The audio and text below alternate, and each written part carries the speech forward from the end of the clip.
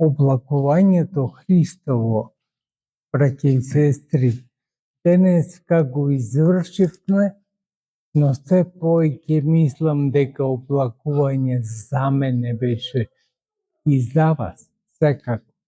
Зашто и ние сите влегуваме во крстната Христова смрт, а онај кој не сака да влезе, тој не може да учествува во воскресението.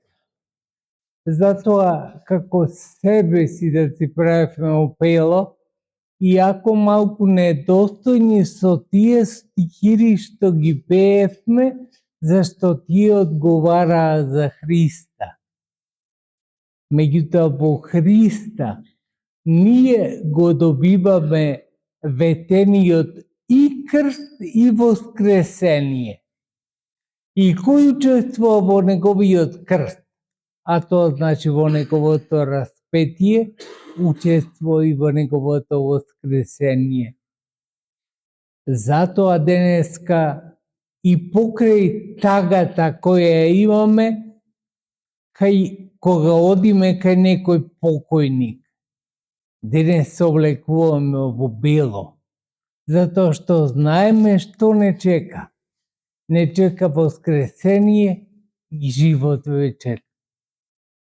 Кој се крштева во Христовата смрт, во Христовото воскресение воскреснува. Денеска радосно ме воскреснавте вие, браќа и сестри, тука, затоа што ја пеевте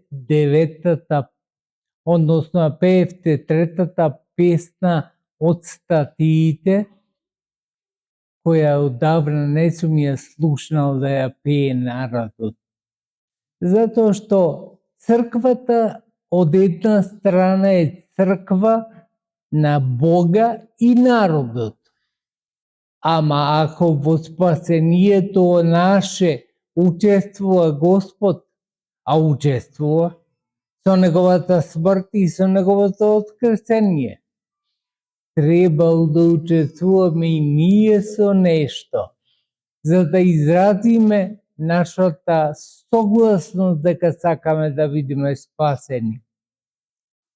Таа согласност ја означуваме и ја покажуваме токму кога му пееме на Христа, па макар и погребна песна.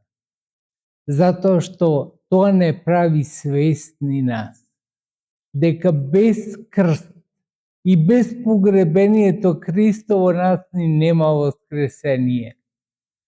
А тоа е достоверно и тоа народот треба да го доживува, да го живее и да учествува и во едното и во другото.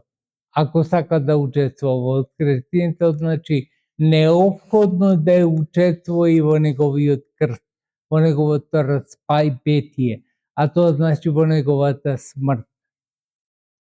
Не е тоа символично, браќа и сестри, туку ние учествуваме во Божиот живот. Така ни предаваат отците на црквата, дека ние сме во Божиот живот. Живееме живот, ако веруваме секако во Бога, живееме живот во Бога. Тој нека не спасува, тој нека ни дава сили, тој нека не поттикнува на секое добро дело и нека ни биде наше воскресение по сите векови. Амин.